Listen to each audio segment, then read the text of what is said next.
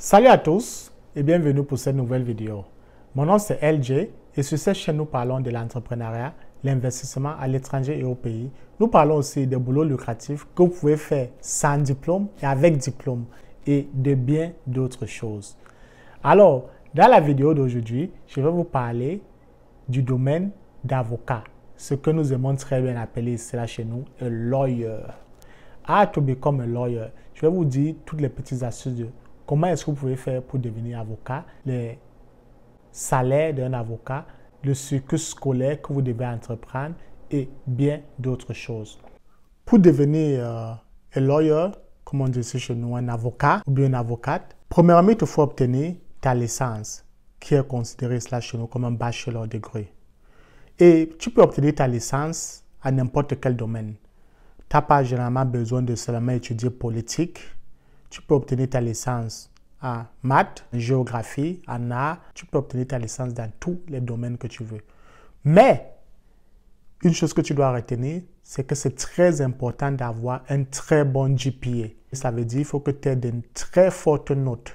Il faut que tes notes soient en dessus de 3,5 sur 4. Et lorsqu'on parle généralement des notes de 3,5 sur 4, ça veut dire en général qu'il faut avoir les notes de 17 sur 20, s'il faut le traduire comme ça en français. Lorsque tu complètes ta licence, maintenant la deuxième chose que beaucoup de gens font, c'est qu'il te faut partir t'asseoir pour composer le LSAT. Et le LSAT, c'est un très grand examen car presque toutes les écoles de droit demandent à ce que tu prennes cet examen-là. Et généralement, ceux qui scorent très bien sur cet examen-là ont de très fortes chances d'être acceptés dans des écoles de droit. Et aussi, le LSAT, c'est un examen qui est considéré très vigoureux. Beaucoup d'universités américaines ont fait des études et ont déterminé que généralement, la plupart des gens qui ont de très bons scores sur cet examen-ci ont plus de chances de s'en sortir à l'école de droit comparé à ceux qui ont les notes moyennes. Qu'est-ce que le LSAT veut dire? Le LSAT en anglais veut dire Law School Admission Test. En français, ça veut dire examen d'entrance d'études de droit. Et le score généralement varie entre 120 à 180. 180, c'est le meilleur score que vous pouvez avoir et 120, c'est le score très bas. Mais pour être accepté dans une très grande école, il faut que tu scores en moyenne 165 ou plus. Si tu as 170, superbe. Si tu as 170, c'est un GPA de 3,5 ou bien 3,7, là, tu es calé. Tu es très assuré que beaucoup d'écoles dans lesquelles tu appliqueras te choisiront. Et l'examen de LSAT couvre généralement 4 critères. Il y a la partie écrite, il y a la partie raisonnement analytique, il y a la partie raisonnement logique, il y a la partie compréhension. Donc ça, ce sont les 4 grands secteurs que l'examen du LSAT couvre. Et lorsque tu as cela, tu passes ton LSAT, tu obtiens ton transcript de ton école de test que tu as fait ta licence, tu obtiens une lettre de recommandation des gens qui te connaissent ou bien de tes supervisors ou bien des professeurs qui t'ont enseigné lorsque tu faisais ta licence. Et si tu travailles, tu fais un résumé et tu envoies dans l'école où tu appliques. Généralement, les très grandes écoles de droit ici aux États-Unis, on parle plus de Harvard, Georgetown, on parle aussi des écoles comme Yale, Rutgers. Et lorsque tu es accepté dans une école de droit, généralement pour devenir avocat, généralement ce sont des études de 3 ans lorsque tu y vas à temps plein. Mais si tu y vas à temps partiel, cela pourra te prendre 4 à 5 ans pour pouvoir compléter tes études. Les études pour devenir avocat sont très difficiles. Car pour partir à l'école et faire des études de droit, ça demande énormément d'argent. Vous allez voir beaucoup de personnes qui étudient cette file-là. Généralement, lorsqu'ils finissent l'école, pour ceux qui s'en vont dans les écoles publiques, ils ont généralement en moyenne 100 000 $ de dettes. Car pour partir à l'école pour devenir lawyer, beaucoup de gens prennent des dettes auprès des banques pour pouvoir financer leur école. Ceux qui finissent des écoles publiques, ils ont généralement 100 000 $ de dettes. Et ceux qui vont dans les écoles privées, ils ont généralement entre 150 000 et 200 000 $ de dettes lorsqu'ils finissent ces 3 ans d'études. Et s'il faut ajouter la dette qu'ils ont pris pour faire leur licence, vous allez voir, ce sont des gars qui se retrouvent avec 150 000 à 250 000 $ de dettes juste du niveau de leur licence jusqu'à ce qu'ils deviennent lawyer, avocat. Donc ça, c'est un truc qu'il faut vraiment y penser. Si c'est un secteur d'activité dans lequel tu veux faire. Car si tu te lances et tu vas à l'école et qu'on te chasse, parce que si tu ne t'en sors pas vers ta première ou ta deuxième année, malheureusement, l'école va te chasser. Et cela parfois arrive. D'où on chasse des élèves parce qu'ils ne s'en sortent pas. Car il faut surtout que tu aies les notes de B+ en montant. Car si tu as des très faibles notes comme C, qui sont chez nous en français les 15/20, malheureusement, l'école te mettra à la porte. Et l'argent que tu as pris auprès des banques pour aller à l'école, ce sera perdu dans l'eau. Donc, ça, c'est un domaine dans lequel beaucoup de gens qui décident de se lancer pour devenir avocat, ils se concentrent seulement sur l'école. D'autres n'y travaillent même pas, car ils mangent, ils étudient. Ils mangent, ils étudient. Donc, ce n'est pas un truc à prendre à la légère. Jamais, lorsque ces étudiants finissent leur cycle scolaire, une autre étape qu'ils doivent franchir, c'est partir s'asseoir pour passer le bar exam. Et le bar exam veut dire tout simplement dire il faut que tu t'assoies et tu sois certifié par le board dans l'état dans lequel tu veux pratiquer. Et lorsque tu passes cet examen-là, c'est donc d'où la vraie fête commence, car tu es finalement un avocat ou bien un juriste. Car tu peux partir à l'école pour devenir lawyer, mais tant que tu ne passes pas l'examen de board, tu n'es pas encore un lawyer. On sait bien vrai que chez nous, les Africains, lorsque tu vas à l'école, tu n'as même pas encore fini, tu n'as même pas encore gradué, tu n'as même pas encore passé ton board. On commence déjà à t'appeler « Oh, l'avocat, oh, le juriste ». Mais c'est là, il faut que tu passes le board d'examen. On voit même ça aussi quand il y a des gens qui finissent l'école, mais n'arrivent pas à passer le board d'examen 2 ans, 3 ans plus tard, ils sont toujours en train de composer pour être finalement avoir le titre d'avocat affiché sur leur poitrine. Car tant que tu ne passes pas ce board d'examen, tu ne seras pas considéré un avocat dans l'état dans lequel tu veux pratiquer.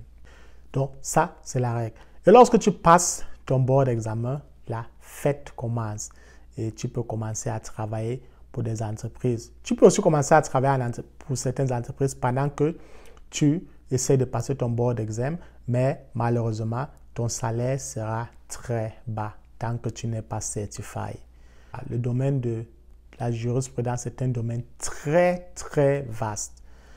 Il y a ceux qui font dans corporate, il y a ceux qui font dans le secteur de patent law, il y a ceux qui font dans le domaine de business law, il y a ceux qui font dans le domaine de tax law, il y a ceux qui font dans le domaine de medical, family, immigration. C'est un domaine énormément vaste. Il y a aussi ceux qui font dans le domaine criminel. Car parfois, lorsque je parle à certains avocats, ils me disent une misconception que beaucoup de gens ont, c'est que parce qu'ils sont allés à l'école pour devenir avocat, les gens se disent qu'ils connaissent tout. Car parfois, les gens vont te raconter les histoires, ils sont partis à l'école pour devenir avocat. Peut-être son objectif, c'était de devenir corporate lawyer. Et lorsqu'il a une cousine qui prend un ticket en route, il appelle et tonton, j'ai pris un ticket, est-ce que tu peux m'aider parce que je ne veux pas payer?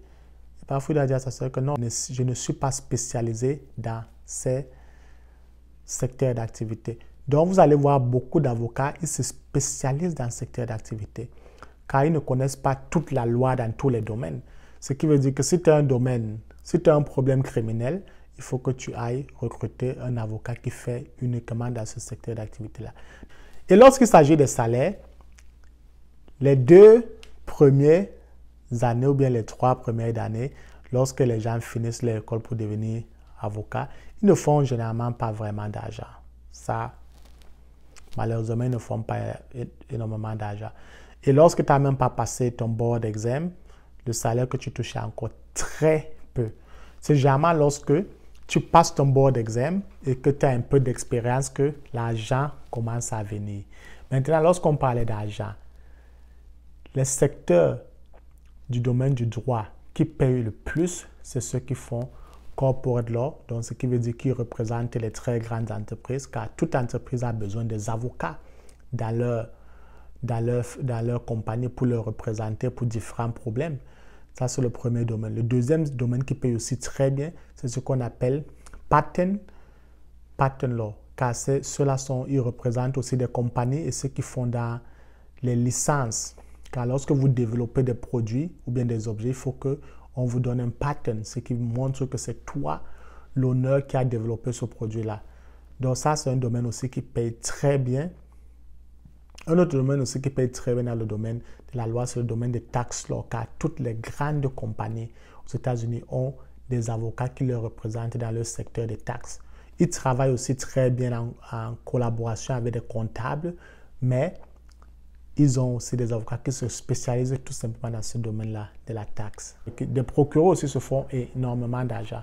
Et ceux qui touchent le plus dans le domaine du droit, c'est ceux qui sont les corporate lawyers et les patent lawyers, car ces deux groupes-là, jamais ils touchent en dessus de 250 000 $ par an. Après viennent les procureurs et les tax lawyers. Et ceux qui se font très moins d'argent, malheureusement, c'est ceux qui font dans le secteur de family lawyer. Jamais, lorsqu'ils finissent l'école, ils commencent à partir de 60 000, 70 000 $ par an. Et 5 ans plus tard, ils peuvent se faire dans les 120, 150 000 $ par an. Pour certaines personnes, ils diront que ce n'est pas mal. Mais un truc qu'il faut tenir en compte, c'est que pour devenir lawyer, ça demande énormément d'argent pour financer les études. Car vous allez voir beaucoup de personnes qui sont parties à l'école, qui ont fait des études pour devenir avocat. Et lorsqu'ils finissent leur cycle scolaire, comme je l'ai expliqué plus tôt, ils ont énormément de dettes. Certaines personnes, lorsqu'ils finissent leur école, ils décident de se lancer dans le secteur public. Et la raison pour laquelle ils le font, c'est parce qu'en travaillant pour le public, et au bout de 10 ans, le gouvernement américain effacera toute la dette que tu dois ou bien que tu as pris pour aller à l'école. Donc ça, c'est un autre moyen que les gens utilisent pour pouvoir éliminer leurs dettes. Et après ces 10 ans-là, certains décident de partir travailler dans le secteur privé. Car si tu veux te faire de l'argent en tant qu'un avocat, il faut énormément que tu travailles dans le secteur privé. Car dans le secteur public, malheureusement, ton salaire sera vraiment très, très bas. Mais si tu fais dans le secteur privé, tu feras énormément d'argent. Car ceux qui travaillent aussi dans le secteur privé, jamais ils font ce qu'on appelle billable hours. Donc, ce qui fait qu'ils chargent en fonction du nombre d'heures qu'ils ont travaillé. Et ça, c'est une manière pour eux de se faire énormément d'argent. Mais cela demande aussi beaucoup de travail. Donc, si vous voulez devenir avocat ici aux États-Unis, commencez à faire votre licence. Assurez-vous que vous avez des meilleures notes. Étudiez n'importe quoi que vous voulez. Et après ça, concentrez-vous pour avoir un score en dessus de 165 sur votre LSAT et appliquez dans des écoles de droit. Appliquez dans les meilleures écoles de droit. Car lorsque vous allez dans les meilleures écoles de droit, vous avez aussi beaucoup de chances de finir et d'obtenir des boulots très bien rémunérés. Donc ça, c'est un peu tout ce que je voulais vous parler sur le domaine du droit. Une fois de plus, merci de vous abonner sur la chaîne et n'oubliez pas de partager la vidéo avec tous vos amis et demandez-leur de s'abonner aussi et de cliquer sur la cloche pour qu'ils puissent recevoir toutes les vidéos que je posterai sur cette chaîne.